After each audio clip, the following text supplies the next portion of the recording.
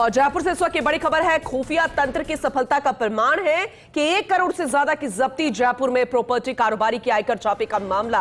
आयकर छापेमारी में जब्त किए विभाग ने 1 करोड़ 5 लाख नकद। विश्वस्त सूत्रों ने दी अहम जानकारी। सैनी प्रॉपर्टीज के लक्ष्मी नारायण सैनी के कार्यालय पर कल छापा पड़ा था।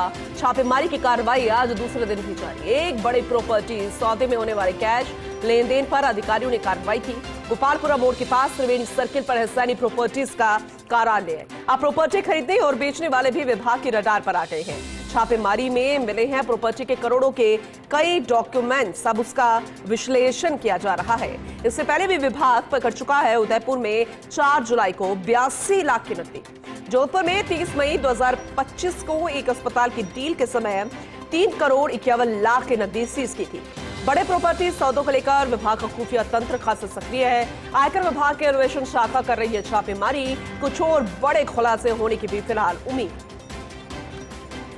एसोसिएट एडिटर विमल कोठारी हमारे साथ जुड़ चुके हैं, ज्यादा जानकारी उनसे लेंगे। विमल जी, ये वाकई में सफलता का प्रमाण है क्योंकि लगातार एक के बाद एक बड़े खुलासे, और अभी तो और बड़े खुलासे होने की उम्मीद है। आपसे हम ओवरऑल जानकारी लेना चाहेंगे। बिल्कुल पूनम जी, आपने सही कहा कि अभी तो और बड़े खुलासे होने की उम्मीद है। इसका कारण ये है कि आयकर विभाग इन दिनों न केवल आर्टिफिशियल इंटेलिजेंस की मदद ले रहा है, विश्लेषण कर रहा है, तकनीकी रूप से जो सूचनाएं मिल रही है उन सबको एक तरह से खंगाल रहा है। और इसके अलावा जो खास बात है कि इनके जो आदमी है, इनका जो खुफिया तंत्र है, वह भी खासा सक्रिय है। यही कारण है कि जयपुर में कल जो कार्रवाई हुई है, जिसमें 1 करोड़ 5 लाख रुपए की नकदी अब तक जब्त हो चुकी है, ये भी इसी खुफिया तंत्र की सफलता का प्रमाण है। इनकम टैक्स डिपार्टमेंट के पास में इस तरह की सूचना थी कि प्रॉपर्टीज की जो बड़ी डील हो रही है, उस बड़ी डील के अंदर डीएलसी की रेट और मार्केट प्राइस जो है, उन दोनों में खासा अंतर है।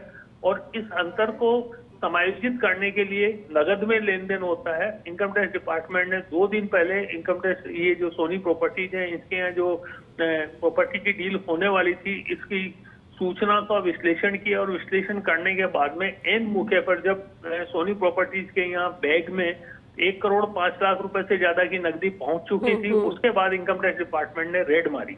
अब जब मौके पर केस वहाँ सोनी प्रॉपर्टीज के कार्यालय में पड़ा हुआ था और इनकम टैक्स अधिकारी जब पहुंचे थे, तो जो सोनी प्रॉपर्टीज के संचालक हैं मिस्टर लक्ष्मी नारायण सैनी, इनके पास कोई जवाब नहीं था। उन्होंने सरेंडर कर दिया। बोला साहब, ये पैसा जो है ये इस प्रॉपर्टी डील के बदले में लेन देन के लिए आया हुआ है। और अब इसके बाद में इनकम टैक्स डिपार्टमेंट की जो अगली रणनीति है वो है ये है कि जो प्रॉपर्टी की खरीदारी करने वाला था वो बंदा और जिसने प्रॉपर्टी को बेचा, इन दोनों के खिलाफ अब इनकम टैक्स कानून के अनुसार कार्रवाई की जाएगी। खास बात यह है कि सोनी प्रॉपर्टीज के यहाँ जो कार्रवाई हुई है, इसमें इनकम टैक्स अधिकारियों के हाथ करोड़ों की प्रॉपर्टी के अनेक लेन देन के दस्तावेज भी बरामद हुए हैं, जिनको शक की निगाह से देखा जा रहा है। इनकम टैक्स के अधिकारी सबका विश्लेषण करेंगे और इस बात का पता लगाने की कोशिश करेंगे कि इसमें कितने धन का, कितने केस का लेन देन हुआ।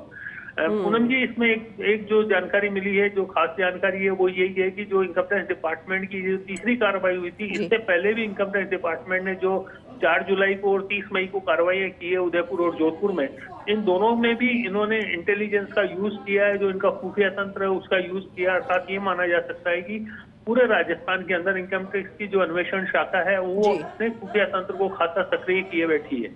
तो जो केस में लेन देन के जो सौदे हो रहे हैं, उन लोगों को अब निश्चित रूप से ज्यादा सतर्क रहने की जरूरत है। बिल्कुल बिल्कुल, आपने सही कहा, और सतर्क तो रहने की जरूरत ही है। और उसी का ही ये प्रमाण है कि लगातार जो खुफिया तंत्र है वो मजबूत होता जा रहा है। और आयकर विभाग तो फिलहाल अभी सतर्क है, ये तो साफ नजर आ रहा है। आपसे हम आगे भी अपडेट लेते रहेंगे। बहुत शुक्रिया विस्तार से इस पूरी जानकारी को देने के लिए विमल जी आपका।